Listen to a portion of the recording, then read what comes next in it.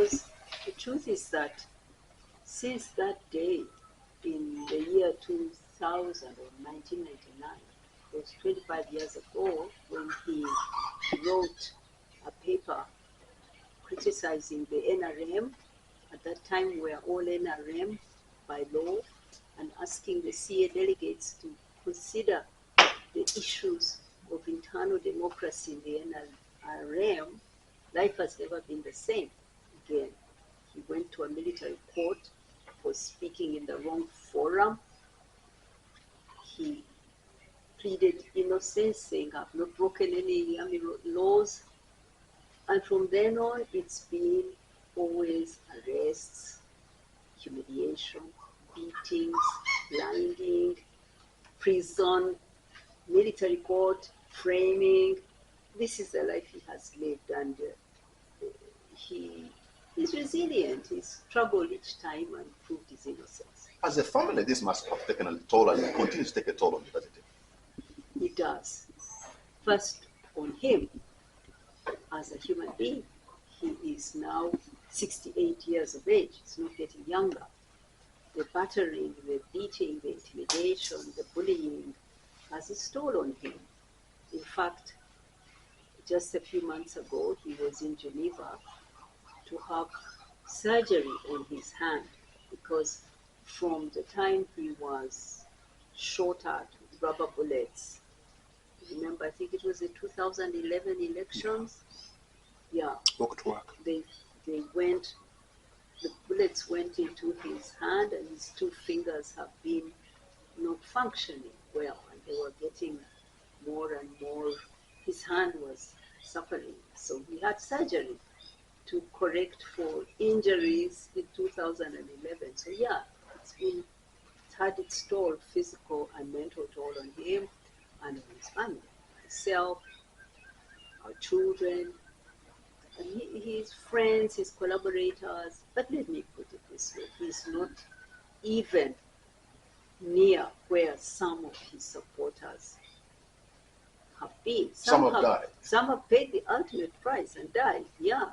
Some have been maimed forever. So the road to democracy in our country is long. We are not anywhere near having peaceful politics. It's rough on the opposition. But I'm sure he's not resilient alone. He must be resilient, you and the other people in the family, because is this what you envisaged was likely to happen? Or you're like, maybe I didn't sign up for this? Did you also marry the struggle? No. I grew up in a political home, actually in an opposition home. I saw my father also meeting the excesses of a regime that was growing more and more intolerant, the Bote One. And then I also grew up here, like many of you my age, under Idi Amin, seeing the brutality. So it's not as if I signed on when I married Besigye. In fact, if anything, I had lived in politics, surrounded by politics for a much longer time than himself. So to me, this is part of being Ugandan, to live in a country that is struggling to become democratic, that is very poor, that is, the way it is. So this is how we are now. To have expected what is happening now, perhaps it gives you the kind of courage to move on.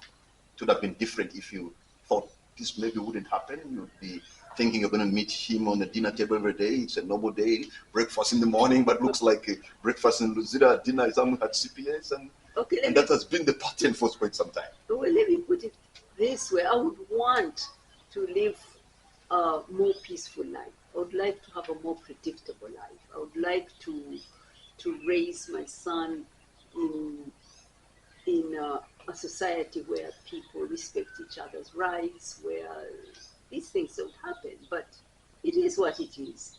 It is what it is, and you deal with it. And you take comfort from the fact that you're not alone. Others are also facing it, even worse, especially if they are not known. If they are young people just starting their adult lives, they won't have anybody around them to protect them. We have so many support us, they come, they share the burden. So, yeah, it's tough, but it's shared. When you look back for all these years, almost 40 years or more, he's sacrificed, into the bush, and now since 1999, he's having altercation with the government, more or less swimming against the current. Has there been a time amongst your family members who are saying, Dr. Besigye, enough, you cannot do this, it's enough. You've done your part with others, maybe you carry the baton of the struggle, you have sacrificed enough. Did you also feel like maybe he can step on the brakes a little bit now that he's 68? Well, it is important that people retire from as you get older, you probably should take on less and less and hand over more and more of what you have been doing. So retirement does put questions in one's mind. But in this kind of work he chose to do, which is about leading people towards a more stable, more democratic, and more equal, more just society, you're part of others and you keep contributing. And yes, you can reduce the level of your contribution as you get older, because you should be having younger people taking on more and more. Unfortunately, here, the context within which the opposition works doesn't allow them to have cadres whom they develop over a long time. Because the moment young people come and learn how to demonstrate, then they are beaten, then they step back. So it's difficult to be an organized opposition where you can have progression of leaders. It's very difficult. You're using words like choosing. Did he really choose this? Or maybe circumstances are forcing him to be where he is? No, he chose this because he didn't choose to suffer. He chose to be a leader and to work towards democracy, human rights, and justice for everybody. He chose that path because he is a qualified doctor. He had a job working in Aga Khan Hospital in Kenya, but chose to step out of it and go and join the NRA to change our country. And he went there as an adult, as a thinking person, knowing what he wants for the country. So he continues on that path.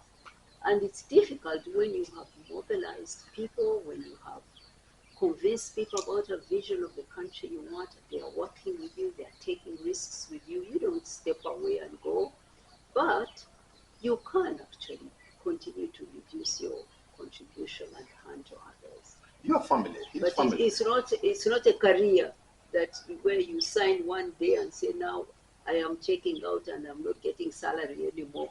No, it's a struggle. As you get older, you phase out, taking less responsibility. Your family and his family and a good many other Ugandans have struggled to bring Uganda to a certain place where it is supposed to be. But when you look back from 1986, when President Yoweri Museveni came to power, with the help of people like you, did you envision that perhaps 40 years later, the same man would still be president? Or you feel a great sense of betrayal? Now, I don't want you to get me into talking about the. I don't want to get partisan here, right? Because I am a very senior UN official. Yes. I sit with as an advisor, an Under-Secretary General advisor to the Secretary General, Antonio Guterres.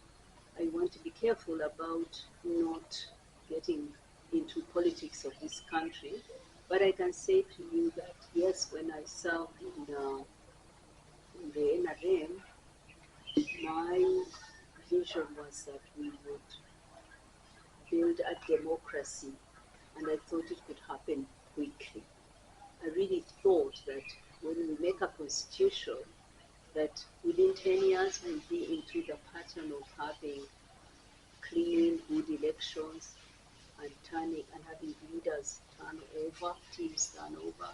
I didn't expect what we have today. Well, you have answered it I could conclude there's a sense of betrayal, you feel frustration. Those are your words. Indeed, they are. I imagine what the listener is picking out of this. But you talked about Kenya, where he worked as a medical doctor and had a lot of dreams, and he was doing his profession. But he's still in Kenya. Just a few days back, when he found himself in trouble, I wonder what he was able to tell you as his spouse about the story of Kenya, because now you see a lot of audio is coming up on the internet that he wants to go the subversion route. It's very, we doubt that, but some people are still holding on to it, that this is it. Okay, let me first assure your listeners here that Kizza Besigye has been pursuing a path of non-violent politics. He lost faith in the organization of elections in this country. You know that the last time he did not even run. And he said he would not run again because he doesn't believe that elections organized by the NRM can be free or fair. So he has been leading people in the opposition to focus on non-violent change, for people to rise, for people to step up, come out, protest, and demand a change in government. And so his focus has been on the ground, building leaders in districts who can rise and not to depend on, again, another revolution with guns. That has been his position and remains his position. I want to assure listeners about that it's non-violent change he has been working for and continues to work for. What happened to him now is that the security system here in Uganda decided to spend a lot of money to try to frame him, to plant people, to try to propose to him violent means, to keep saying these things so that in conversation he can be trapped into saying something, but he has made no plans with anyone to act violently. I say that for him. I am convinced. I have talked to him. You will be listening to little audios. This is now a public campaign by the NRM or security or whoever they are behind this to frame him. And they are cutting little pieces of conversation and using technology to make people believe that he was in a plot to violently overthrow the regime. I am telling you that if he has his day in a civilian court, he will be proven innocent. It's not discussed, and they have spent a lot of money to incriminate him, to try to frame him. They are now trying to convict him in public opinion even before he appears before a military court martial. If they have their evidence and everything, why are they leaking it? Why? Who leaks their evidence before they go to court? But they are trying now through a propaganda in the media to frame him, to get the people of Uganda to convict him even before he appears before a military court where he should not be. He's a civilian. Honorable Winnie, Byanyima, hold on your point. We're going to take a break, and the hot seat will be right back. This is the hot seat. My name is Patrick Amar. My guest this evening is Honorable Winnie Byanyima. We spoke about Dr. Kizza Besigye. He's continuing with the struggle. This is what he chose. Probably even circumstances have pushed him there. But how about you? I mean, you are a UN diplomat, you are based in Geneva, you have a family here, and every time you're concentrating on work, your husband is having an altercation with police. Your husband is being arrested here. That alone must be tired. That alone must be wearing you out, isn't it? Well, of course. I mean, at a personal level, it is very disrupting, this kind of thing. I was supposed to be in some very important meetings preparing for World AIDS Day on 1st of December. I'm invited to meet the new British Prime Minister in Downing Street this week. So I've had to put aside a lot of very important work which has which is about supporting people living with HIV and preventing HIV in the world. So yeah, I'm disrupted. But the life of Kizza Besigye comes first. I have first to come and help him to defend himself before the courts. And so yes, I'm disrupted. Are you tempted to say, Dr. Besigye, maybe we have pushed enough? No, as I've told you that in this kind of work where you are mobilizing for political change, you can't step out. It's not a contract of 5 years or like me in a job in the UN. No, you mobilize people. You can actually step away, but you step away when you have prepared others to continue the struggle. So this is his life. This is what he has chosen to do, to be an activist for political change. I can't tell him now, you stop that because me, I have a contract with the UN. That wouldn't be fair. There seems to be some kind of lack of an elite consensus where people of Uganda at a certain level can say, you know what, can think like him or act like him to have a higher civic competence. Because if we reach that level, probably that would be the game changer. No, I don't think this is about people's education levels or anything. I think ordinary people want peace, want justice, want to live in their communities and have services and services that are their right, not services that are provided if you support this party or that party. So these aspirations of people can be realized, and people given a chance can choose the leaders whom they think can deliver that to them. So what we need is to correct how our politics are managed. And I don't think it needs elites to do that. It needs people of goodwill. But do you see that vibrancy? Or do we have a vibrant citizenry which could maybe think like him, like Ilya? Because Yeah, people seem to be taken advantage of because this the civic competence, the consciousness maybe is not high up as it should be. Because if it was, probably they wouldn't be taken for granted. okay, that is not an issue of people being highly educated. But you're right. You're right to say that you need informed, active, empowered citizens to have a democracy. You cannot deliver a democracy on a plate to people. People build it. So they must have civic consciousness. They must be aware of their rights. They must be aware of the basic system and how it works. They must be able to organize themselves and speak freely and as communities, as NGOs, as whatever. So that civic competence is weak in Uganda. We are largely agrarian society. How do we get there? Well, we are a poor country. People live out there as peasants. Peasants are generally quite insular. They are not organized. They are not living as workers in the city. They are not constantly engaging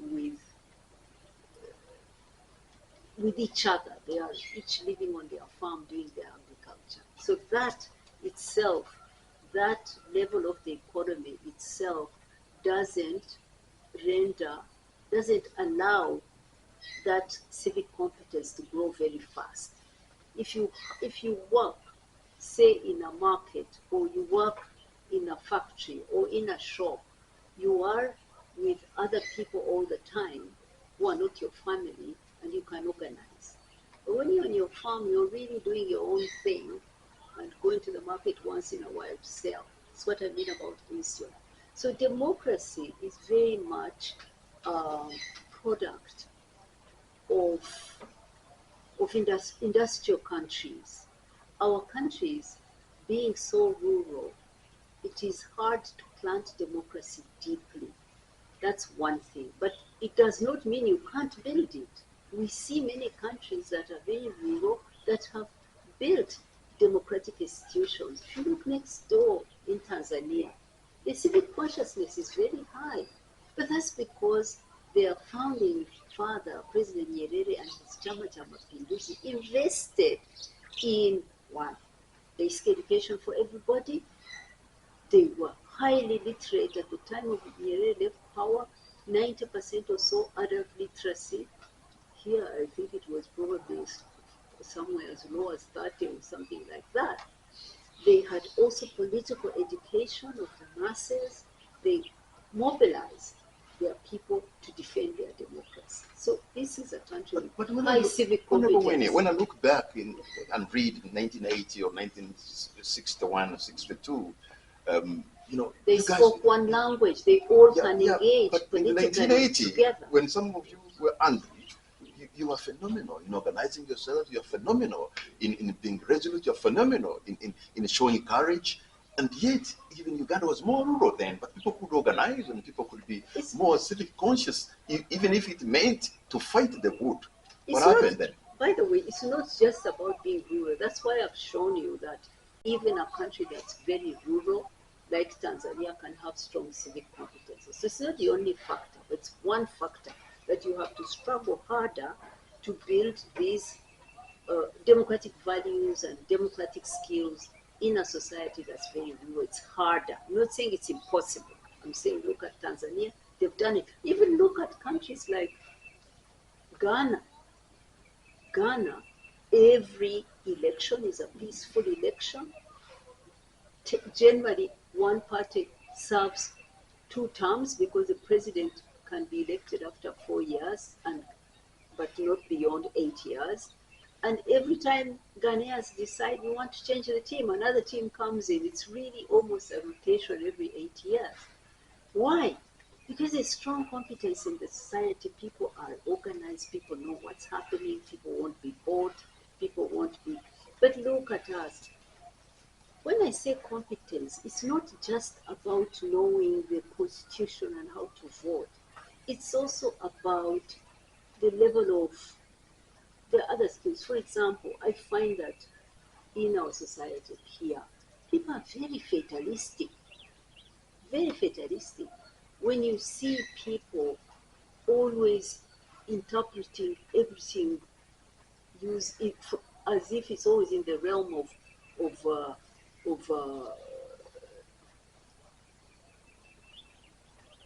can I put it? Death and destruction. Well, you could say this, and you could say that they are superstitious. The superstition in society is a reflection of a non-scientific society. People not rational enough to understand that input equals output. That when you see something happening, you can find very rational reasons why it happened. This kind of superstitious, fatalistic societies. Why do people, for example, spend the entire night praying? Yeah? Why? Why do they give their money when they are poor to pastors to buy helicopters? What's all that for? It's because people do not understand that they are in charge of their own lives, that actually when you do X and Y, you can get Z. It is not written somewhere in the heavens that what's happening to you is determined there, but it's a lot. It depends on you and what you do to change your life. This kind of understanding is also a level of development that isn't existing here in our society. And leaders have a responsibility there. When leaders keep telling them that, oh, our forests are being depleted, our water is being poisoned because God has abandoned us, then leaders are giving the wrong message. They need to tell them that we are overcutting our forests, we are throwing uvera and chemical and waste in our rivers, we are poisoning it. If we don't do it, we'll have cleaner water. They have to give rational reasons and get our people to be more rational and less superstitious and less putting their hands up in the air and blaming God for everything. We're going to take a break. So that is part of democratic culture. We'll be right back. Okay, E3 KFM, and this is the hot seat. My name is Patrick Amara. My guest is Honorable Winnie Byanyima, the UNA Executive Director. It's not many times when you have to see with the UNA Executive Director, so this is a very rare opportunity, and thank you so much. I want to look into specific, the Ugandan economy, cost of public administration, the cost of borrowing now is going up. What do you make of the cost of administration vis-a-vis where our economy stands today? Can we afford this moving forward? You ask a good question. We are, like other countries in this region, in very, very tough economic times. Most of our countries, including Uganda, are highly indebted. Some have reached the point of debt distress. We have been borrowing and borrowing for good cause to do infrastructure primarily. But some of that money hasn't even been spent well in the process of contracting and all of that. We have a lot of corruption. That's true here, that's true in other countries too. But the real problem is that external factors have made this debt totally unsustainable. COVID came and economies were closed, economies crashed, and then a war in Ukraine came. We have nothing to do with it. That war resulted in the disruption of supply chains, global supply chains. So food prices, fuel prices went up, interest rates went up, and now a debt which was, say, this much multiplied by 4 times because the interest rates went up. So many countries, including Uganda today, are paying more than half of their total revenue as interest payments on their debt. That leaves just a little to pay salaries and nothing for anything else. So we are all in a tight fiscal situation in these countries, including here. In such a moment, you really need to see, first of all, how to restructure your debt and increase your fiscal space to serve your people. That is tough because there's no serious program to reschedule debt. That's again an external factor. But secondly, you also look at how to reduce your spending because you have to now see how to spend little on government itself and put more into services for people, schools, clinics. So if you don't do that, then the little you have is going to be spent on so many civil servants.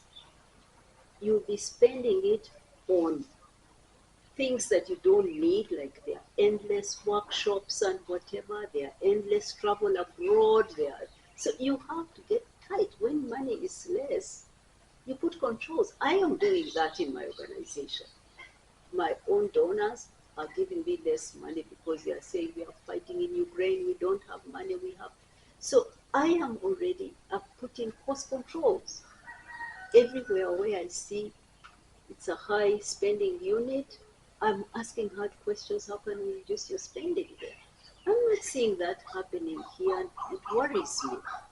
Government has to be looking at how to cut spending, unnecessary spending, and put the little money to saving lives, to keeping kids in school. So you've asked a good question. And many countries I travel to are trying hard, really trying hard. You can see civil servants complaining that their travel has been cut. They are no longer traveling to international meetings. We won't die when Uganda doesn't attend an international meeting. We, after all, one of the poorest countries. We have one vote. These days you can even vote online. So such things have to be cut out. Those who are managing the economy, I've heard them say that when you compare our debt burden to countries around us, that were much better. That's ridiculous. You know, that's, how can I put it? It's like the debt ratio of the GDP, if you compare to Kenya or probably Rwanda, that Uganda comes it's out like better. when you are sinking and you start saying that, but me, I'm not heavy, this one is going to get to the bottom faster. What's that? We are all sinking. This country is not in a good it's not good to console yourself by comparing yourself with the worst. You should look at yourself and say, where am I? Am I able to put medicines in clinics? Am I able to keep kids in schools and give them quality education? Am I able to fix my roads? Can transport move? Can goods move? I mean, you need to ask those questions, but not try to say, but oh, look at Zambia, they are worse than me. That's not serious. One of the things they push is that we borrow this money to build infrastructure like roads, and that at one point the roads will be able to spur growth and maybe bring other areas who are out of the money economy to be able to trade and bring their goods. And like, okay, we are in this for a moment because the roads will spur growth. And that has been one of the reasons why we are like, we can borrow to build infrastructure. Infrastructure will make it easier for Uganda to trade with our other family neighbors. Look, on this question, there are internal and external factors that are responsible for this unsustainable debt situation we are in. As I said, from the external side, interest rates went up. We didn't cause this. We are not involved in the war in Ukraine. We didn't bring COVID. All these factors that have led to a global situation of high interest rates wasn't our responsibility. Secondly, there are also other structural barriers for us as developing countries in the international system. We borrow at a much higher interest rates than rich countries. There are many reasons there. I won't go into them. But that itself means that we go out there and, like how you say, you borrow from a loan shark at an interest rate that you cannot make successful programs with. The payback won't be there. You cannot afford that interest rate. So we borrowed at high interest rates, we've borrowed and interest rates have gone up. So those are external factors. But internally, it was important that we borrow. Let me put that first. We had to borrow. We need to borrow to do our development. But when you borrow, you must be able to see that you are going to get a return on that investment, on that what you borrowed for. I am afraid that money we borrowed here, some of it wasn't well utilized. And so the benefits which should come out of that money, like more incomes for people, like more jobs for people, so that then they are taxed, so that then we are able to pay back, that whole cycle hasn't closed. Okay, Honorable Winnie, we're going to take a break and I'll sit with you right back. Okay. That will be the last 10 minutes. Pray hard, you don't fall sick, because if you do, and should you be in the hospital for only 1 week, then you will not have enough money even if you are a top Uganda. Those who are lucky, they can go abroad. What do you make about the cost of health, even before we go into the care for in the area of AIDS and HIV and AIDS? The costs of medical care in Uganda is scarce. Yes, we are in a difficult situation. Uganda decided some years ago to focus on borrowing for physical infrastructure, and the investment in social services was not growing as much as it should. So we spend so little on health, and that itself we are now beginning to see the dangers in that. We didn't do a balanced, our public investments were not balanced. We're leaning so heavily to physical infrastructure, and too little was going into health, education, social protection. I think this is a time to have a fresh look and invest more in health. And also our idea of public health, of health as a human right, of everyone getting health care when they fall sick is very important. Trying to work with schemes that are going to charge at end use, charge people who are literally in a subsistence economy and not earning, are not good. So we need to move in the direction of health system that provides healthcare freely at the point of use. If you have to charge, let it be those who are high earners. Yes, I can see high earners having to contribute something towards the health system, but a public, a free public health system is what I believe in, and I believe that it is possible if you have prioritized well how you spend taxpayers' money. Do you think, because if somebody falls sick today and you go to any medium hospital in Kampala, and probably for 1 week or two, you may think a medical bill going to over 50 or even 100 million. Are they not just ripping it off? Because isn't this just like ripping off Ugandans? What do you make of that? That you have 2 weeks, if you're not careful, 100 million medical bill. Well, let me tell you something. There are some things about healthcare that put all of us in poor countries to serious disadvantage. The fact that companies that produce medicines, that innovate and produce cures, vaccines, tests, and all of that, are able to charge the highest price and keep literally lock out developing countries from life-saving treatments is itself unjust. That's in the global system, that there are no controls to companies and how high they can charge for their medicines.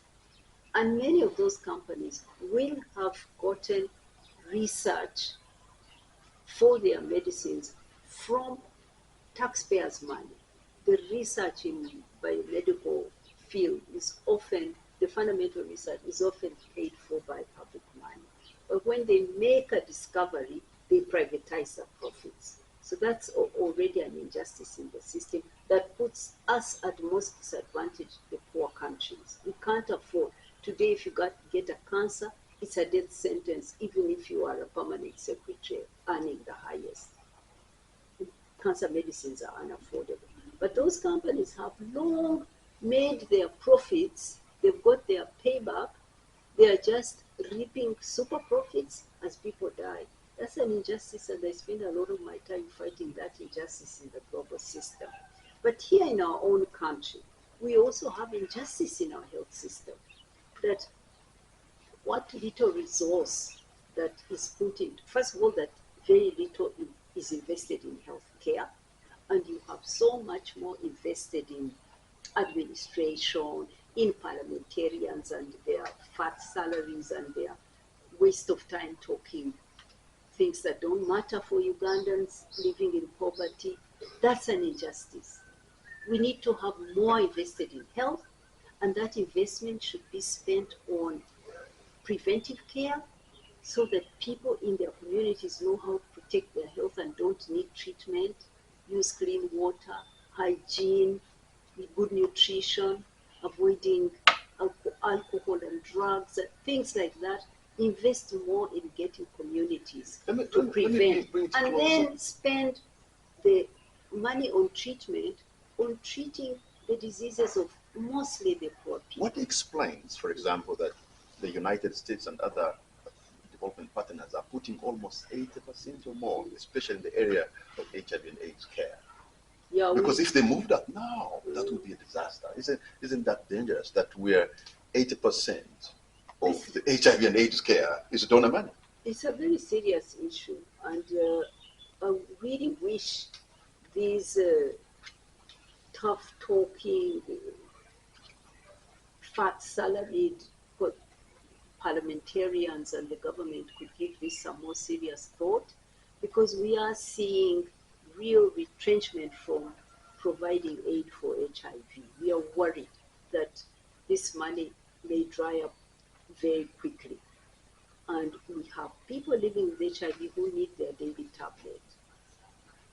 Some countries like Uganda are paid for by more than 90%. Here in Uganda, I think it's almost 95% of the commodities, the treatment, the ARVs, the prevention treatment, all of that is paid for almost more than 90% externally. We need to move towards paying that from our own pocket because I'm working with the donors and I'm seeing them one by one cutting this money.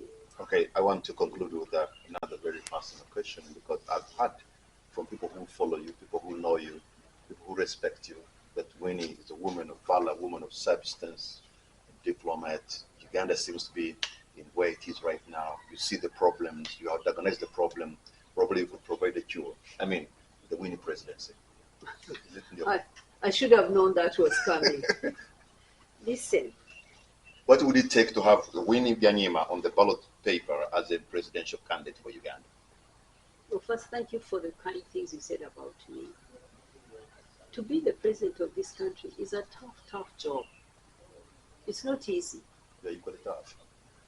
There are challenges that will take a long time to address. I've talked about the depletion of our natural resources, the degradation of our land, which is really the source of income for the majority of our people, farming, the poisoning and the drying up of our rivers and lakes. That means livelihoods of people are going away. I'm, I'm seeing a country that is challenged to provide employment to our youth. So many with papers but no future because there's no job. Jobs are not being created. Growth is not job creating growth. We're seeing more violence in the society. People don't identify strongly anymore as Ugandans. They've retrenched into their ethnicities. They feel excluded. Some ethnicities feel excluded. Some feel in. The trust of between us as Ugandans has reduced and reduced to such an extent that it's worrying. The social cohesion is fragmenting. This is very serious because of the way our politics is managed. You're seeing inequality, you're seeing poor people becoming poorer, and a few at the top capturing and wealth and becoming even richer. You're seeing health systems that have a health system that doesn't provide, and poor people have to sell a piece of land to try to save a life of a head of a household. We're seeing education system, the quality, the children are finishing P7 without being able to read and write. So to address all of this does need strong teams and teams that have people with cohesion, people with a vision, people who can prioritize and solve problems. I can't be part of such a team. I can't be a president of this country. But I really do not think about, Winnie, are you ready to run for president in the next election? That's a stupid question to ask because you're looking at a country where we are not even able to manage elections. Look at the violence in our elections. Look at the results that come up. Look at what happened in Seoul the other day. So really, I'm thinking more about working with people, Building a team. building teams to stabilize our country, to provide us with an opportunity to elect teams every 5 years in a peaceful way. If we don't do that, I mean, just being hungry for that job is a waste of time. We must sort out our politics. Honorable Winnie Byanyima, United Executive Director, human rights activist, diplomat, politician, spouse, Dr. Kizza Besigye. Thank you so much for having allowed us to come to your beautiful home here in Kasangati and have this conversation. But thank you for the conversation. And that You brings are us good at your job. and that brings us to the end of tonight's edition of the Hot Seat. Join us again tomorrow, same time, same station. Good night and God bless you guys. You got your question?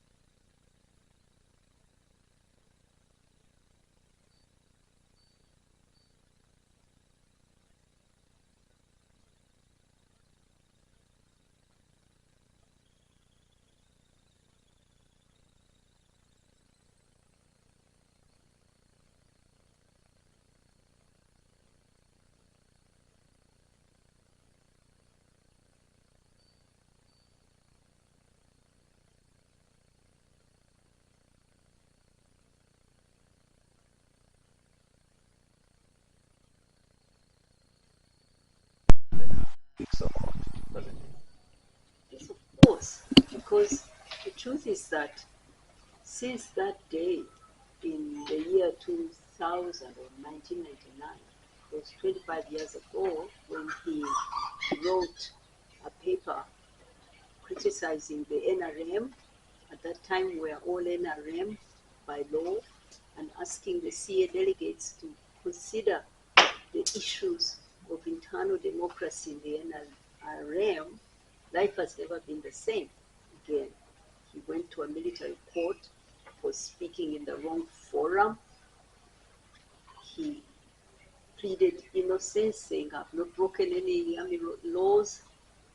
And from then on, it's been always arrests, humiliation, beatings, blinding, prison, military court, framing. This is the life he has lived, and he is resilient. He's struggled each time and proved his innocence. As a family, this must have taken a toll and continues to take a toll on you, doesn't it? It does. First, on him as a human being. He is now 68 years of age. He's not getting younger. The battering, the beating, the intimidation, the bullying has its toll on him. In fact, just a few months ago, he was in Geneva to have surgery on his hand because from the time he was shot at with rubber bullets, remember, I think it was the 2011 elections. Yeah, Walk to work. they went. The bullets went into his hand, and his two fingers have been not functioning well, and they were getting more and more. His hand was suffering, so he had surgery to correct for injuries in 2011. So yeah, it's had its toll, physical and mental toll on him and on his family, myself, our children, and his friends, his collaborators. But let me put it this way, he's not even near where some of his supporters have been. Some have died. Some have paid the ultimate price and died, yeah. Some have been maimed forever. So the road to democracy in our country is long. We're not anywhere near having peaceful politics. It's rough on the opposition. But I'm sure he's not resilient alone. He must be resilient, you and the other people in the family, because is this what you envisaged it was likely to happen? Or you're like, maybe I didn't sign up for this? Did you also marry the struggle? No. I grew up in a political home, actually in an opposition home.